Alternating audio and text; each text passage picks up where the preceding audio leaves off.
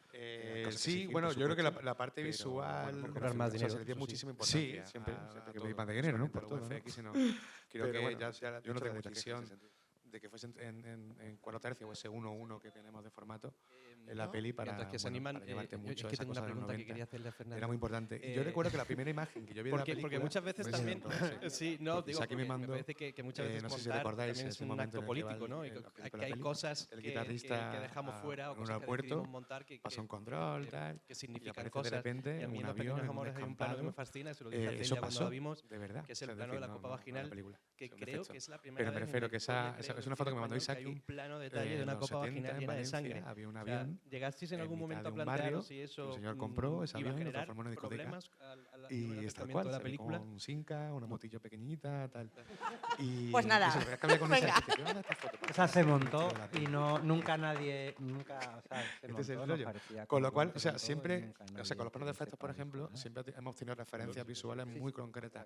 Y No, Saki no, es como me refiero un a eso, director ¿no? que de también, repente dices, bueno, hostia, esto se no le puede gusta hacer daño volver a a alguien, su... puede resultar desagradable. sus referencias, sus En el caso pesadillas, vuestro sus no fue así. imágenes que en su momento se le quedaron. Me hizo mucha Y ilusión ver ese igual que lo del plano montado. fantasma que atraviesa la No sé si pared. alguien y se Sí, anima. aquí tenemos tal. un alumno. Bueno, son vuestro. como cositas que se visuales, anima. oníricas de ese mundo fantástico. Pero que ya me se habrán gustaba olvidado de mí. que estuviese Bueno, sobrevolando. la- Incluso aunque no sea de efectos, pero sí que hay una La capa ahí pregunta como iba de más un poco Valdelomar, a Javi, pero que era también un un poco a cineasta todos, que es un granaíno, poco experimental. que bueno, ya lo he mencionado Y un jugamos poco mucho, bueno, o Nacho queremos jugar Uno con...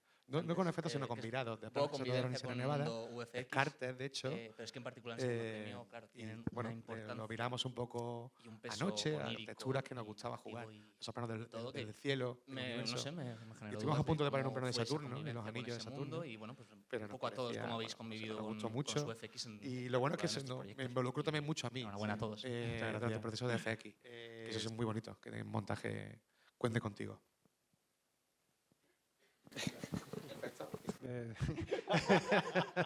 Bueno, hay un montón.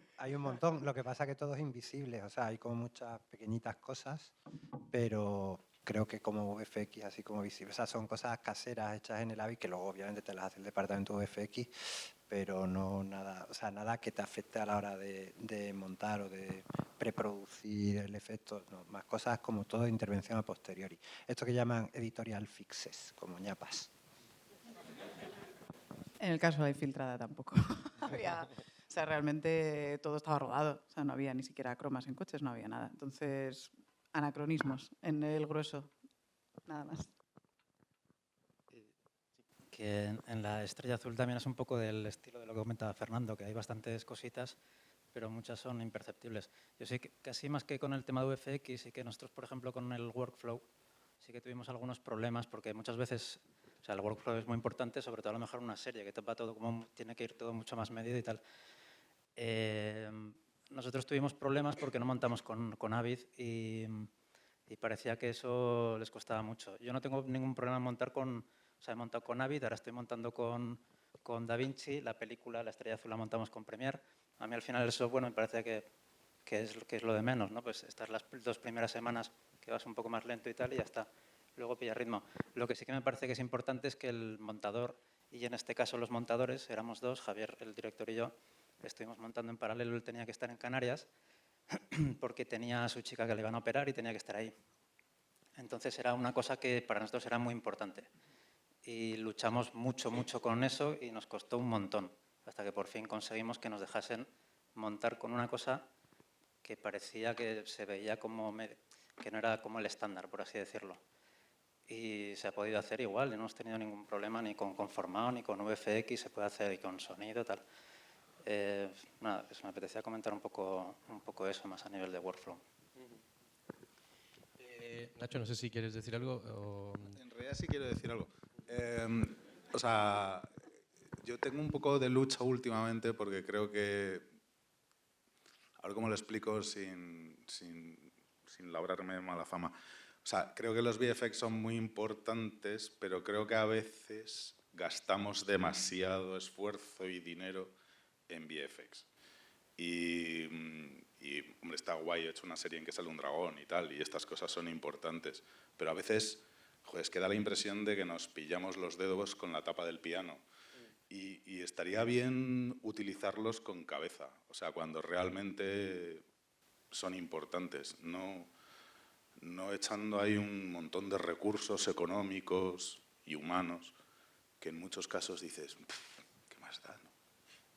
Y por cierto, a mí no me gusta nada montar en Avid y me gusta mucho decirlo en una entrevista. Para eso Adobe Premiere te acaba de hacer un regalo bonito. Si quieres puntar... No, tú eres de Final, ¿no? Bueno, ahora soy de Premiere. Ahora, mira, pues ya está. Te viene muy bien el regalito. A ver, más...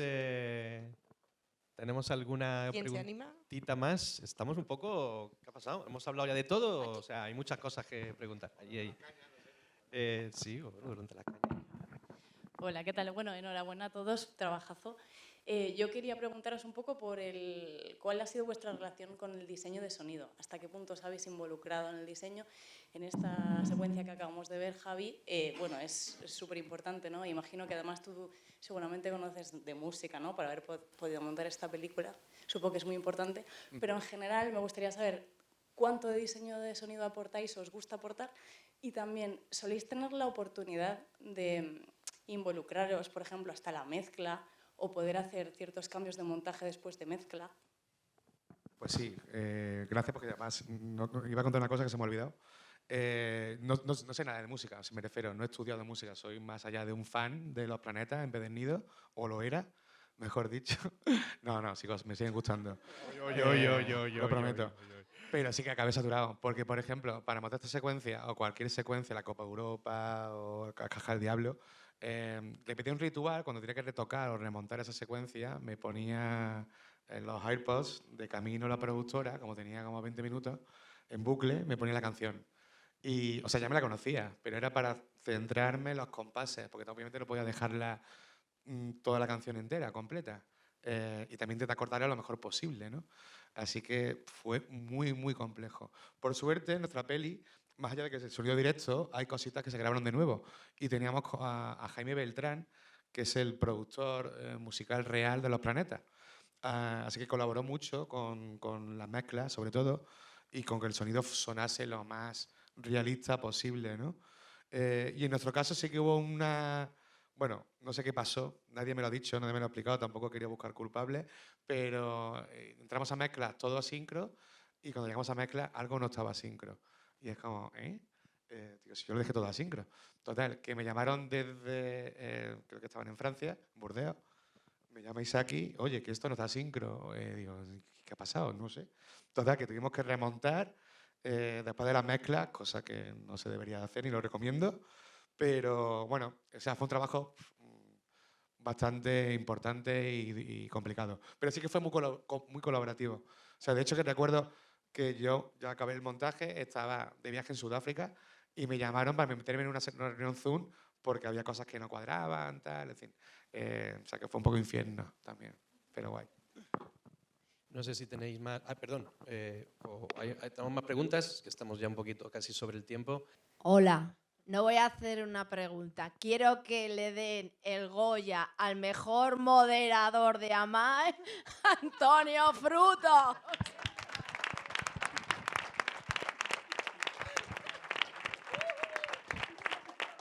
Gracias, Alkegui. Ahora te pago el jamón que te había prometido. Bueno, si no tenemos más preguntas, cerramos aquí. Gracias a los 5 por haber venido.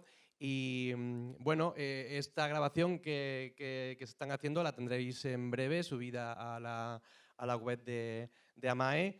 Ahí también encontraréis toda la información de cómo haceros socios. Cuanto más seamos, mejor, ya sabéis, y así podemos seguir haciendo este tipo de actividades para hablar de nuestra profesión y de los profesionales. Daré las gracias a toda la gente de AMAE que siempre está ahí apoyando para poner en marcha esto, a la presencia, siempre apoyando cada una de las actividades que hacemos. Y nada más, simplemente, qué sé yo, decirle a los montadores del futuro, que veo muchos aquí, que hay que seguir intentándolo y trabajándolo para poder estar aquí en el futuro. Pero acordaros también de que... Sí, por favor. Pero acordaros también de aquello que decía Homer Simpson, de que intentarlo es el primer paso hacia el fracaso. Así que muchísimas gracias. Nos vemos el año que viene.